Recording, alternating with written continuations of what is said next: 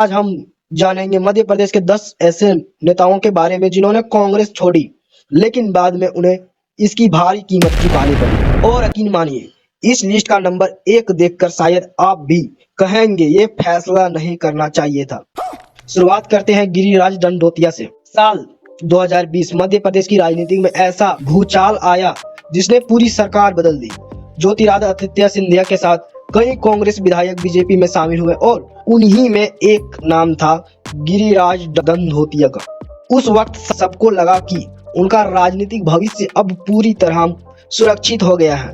इनका भी इनाम भी मिला, सीधे राज्य मंत्री का पद। लेकिन हारिए, कहानी यहीं खत्म नहीं होती। मंत्री बनने के बाद उन्हें दोबारा जनता के बीच जाना पड़ा क्योंकि उपचुनाव होना था। शायद उन्हें भी भरोसा था कि मंत्री बनने के बाद जीत आसान होगी, लेकिन जनता ने ऐसा फैसला सुनाया जिनकी किसी ने कल्पना भी नहीं की थी। दिमनी सीट पर गिरिराज दंडोतिया चुनाव हार गया। जरा सोचिए, सुबह तक मंत्री की लाल बत्ती वाली गाड़ी और कुछ घंटों बाद ना मंत्री पद बचा, ना विधायक की कुर्सी। राजनीति में कहते हैं, जनता जब फैसला करती है तो सत्ता बेवक हो जाती है। यही वजह है कि कांग्रेस छोड़ने का उनका फैसला आज भी सबसे चरित्र राजनीतिक दावे में गिने जाते हैं। लेकिन अब जिस नेता की कहानी आने वाली है, उसने तो पार्टी बदलते ही मंत्री पद भी पा लिया था। फिर भी कुछ महीनों बाद ऐसा झटका लगा कि 30 साल का राजनीतिक किला ढह गया। आखिर कौन था वे नेता, आइए जानेंगे अगले नंबर पर। नंबर 9 पर आते हैं रामनिवास रावत। अगर मध्य प्रदेश में कांग्रेस के सबसे मजबूत नेताओं की बात होती थी तो भाई रामनिवास रावत का नाम जरूर लिया जाता था। विजयपुर सीट, जहां उनका दबदबा ऐसा था कि लोग कहते थे यह सीट जीतना आसान नहीं क्योंकि यहाँ रावता का किला है। लेकिन 2024 में अचानक ऐसा फैसला हुआ जिसने सबको चौंका दिया। रामनिवास रावत ने कांग्रेस छोड़ दी और बीजेपी में शामिल हो गया। बीजेपी ने भी देर नहीं की, उन्हें मोहन यादव सरकार में वन मंत्री बना दिया गया। उस समय ऐसा लग रहा था कि उनका राजनीतिक कदम पहले से भी बड़ा हो गया है। लेकिन राजनीति में असली फैसला जनता करती है, नेता नहीं। कुछ ही महीनों बाद विजयपुर में उपचुनाव हुआ। सबकी नजर इसी सीट पर थी। एक तरफ मंत्री का रुतबा, दूसरी तरफ जनता का फैसला। और जब नतीजा आया तो पूरा समीकरण बदल गया। रामनिवास रावत चुनाव हार गया। खत्म। सोचिए, जिस नेता ने 30 साल तक अपनी पकड़ बनाया रखा, वही अपना सबसे अहम चुनाव हार गया। हार के बाद मंत्री पद भी चला गया और उनका मजबूत राजनीतिक किला भी ढह गया। राजनीति में कहते हैं, कुर्सी बदलना आसान है लेकिन जनता का भरोसा वापस जीतना सबसे मुश्किल। लेकिन अभी जो नेता आने वाला है वह कभी मध्य प्रदेश की राजनीति का सबसे बड़ा चेहरा माना जाता था। उन्हें पूरा भरोसा था कि कांग्रेस छोड़ने के बाद भी जनता सिर्फ उनके नाम पर वोट देगी, लेकिन हुआ ठीक उल्टा। नंबर 8 पर आते हैं अर्जुन सिंह। ये सिर्फ एक नेता नहीं बल्कि कभी मध्य प्रदेश की राजनीति का ऐसा नाम थे जिनके एक फैसले से पूरा सियासी मोहल्ला बदल जाता था। लेकिन कहते हैं ना, राजनीति में सबसे बड़ा खिलाड़ी भी कभी कभी अपनी ही चाल में फंस जाते हैं। तत्कालीन प्रधानमंत्री बीपी नरसिम्हा राव से मतभेद बढ़े तो अर्जुन सिंह ने कांग्रेस छोड़ दी और एनडी तिवारी के साथ नई पार्टी का रास्ता चुन लिया। उन्हें पूरा विश्वास था कि जनता उनके नाम पर पहले की तरह साथ खड़ी हो रहेगी। लेकिन असली इम्तिहान चुनाव में होना था।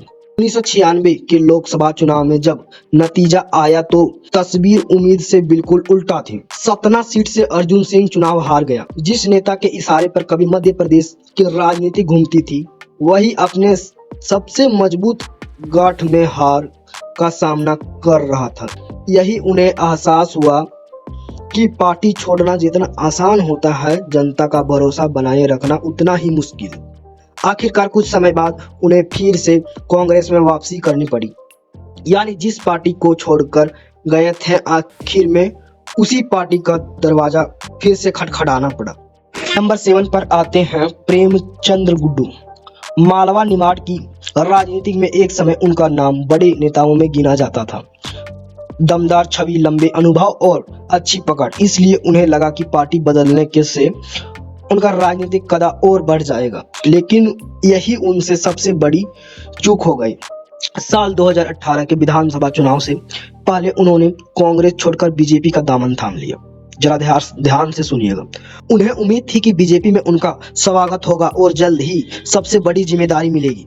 लेकिन भाई, राजनीति सिर्फ नेताओं से नहीं, कार्यकर्ताओं से भी चलती है। बीजेपी का संगठन पहले से भी मजबूत था और पुराने कार्यकर्ताओं के बीच अपनी जगह बनाना उनके लिए आसान नहीं रहा। धीरे धीरे वे संगठन में अलग थलग पड़ने लगे और फिर आया सबसे बड़ा झटका। सिर्फ 2 साल के भीतर ही उन्हें समझ आ गया कि जिस उम्मीद से पार्टी बदली थी वैसा कुछ भी नहीं हुआ। आखिरकार 2020 में उन्होंने बीजेपी छोड़ दी और वापस कांग्रेस में लौट आए। आने जिस रास्ते पर बड़े सपने लेकर निकले थे, आखिर में वही लौटना पड़ा। मुझे मारो मारो, जहां से सफर शुरू हुआ था। राजनीति में कहते हैं हर बदलाव तरक्की नहीं होता, कुछ बदलाव वापसी की कहानी भी लिख देते हैं। तो भाई नंबर 6 पर है एदल सिंह कामसाना। चंडमल की राजनीति में एक समय उनका नाम बड़े नेताओं में लिया जाता था। सुमवली सीट पर उनकी अच्छी पकड़ मानी जाती थी, लेकिन फिर आया 2020 और यहीं से पूरी कहानी बदल गई। जब ज्योतिरादित्य सिंधिया ने कांग्रेस छोड़ी तो एदल सिंह कामसाना भी उनके साथ बीजेपी में शामिल हो गए। कुछ ही समय बाद उन्हें शिवराज सरकार में मंत्री भी बना दिया गया। उस वक्त ऐसा लग रहा था कि अब उनका राजनीतिक भविष्य पूरी तरह सुरक्षित है, लेकिन भाई जनता के मन में कुछ और ही चल रहा था। उपचुनाव आया, वोट पड़े और नतीजे सामने आया। मंत्री रहते हुए भी एदल सिंह कामसाना चुनाव हार गया। एक झटके में विधायक की कुर्सी गई और उनके साथ मंत्री पद भी चला गया। जिस नेता के वह काफिले में लाल बत्ती वाली गाड़ी चलती थी, वह अचानक सत्ता से बाहर हो गया। खत्म, बाय बाय, टाटा। कहते हैं राजनीति में कुर्सी मिलना मुश्किल है, लेकिन उसे बचाए रखना उससे भी ज्यादा मुश्किल है। ये बड़ी अच्छी बात कही है। नंबर 5 पर आते हैं मुन्ना लाल गोयल। गोरियरपुर सीट से कांग्रेस के मजबूत विधायक माने जाते थे। उन्हें भरोसा था कि जनता उनके नाम पर वोट देती है। पार्टी सिर्फ एक औपचारिकता है। लेकिन भाई, राजनीतिक में ओवर कॉन्फिडेंस कई बार सबसे बड़ी गलती साबित होता है। साल 2020 में उन्होंने भी कांग्रेस छोड़कर बीजेपी का दामन थाम लिया। शुरुआत में लगा कि सब कुछ उसके हिसाब से चल रहा है, लेकिन असली परीक्षा चुनाव में होनी थी। बीजेपी के कई पुराने कार्यकर्ता उन्हें दिल से स्वीकार नहीं कर पाए। इसी बीच उपचुनाव आया और जनता ने ऐसा फैसला सुनाया कि पूरा समीकरण बदल गया। मुन्ना लाल गोयल चुनाव हार गया। सबसे दिलचस्प बात तो ये रही, जिन उम्मीदवार ने उन्हें हराया वह खुद कभी बीजेपी में था और कांग्रेस में आकर जीत गया। आने खेल ऐसा पलटा कि देखने वाले भी हैरान रह गए। चुनाव हारने के बाद उनका राजनीतिक कदा पहले जैसा नहीं रहा और उन्हें बड़े पद की जगह छोटे दायित्व से ही संतोष करना पड़ा।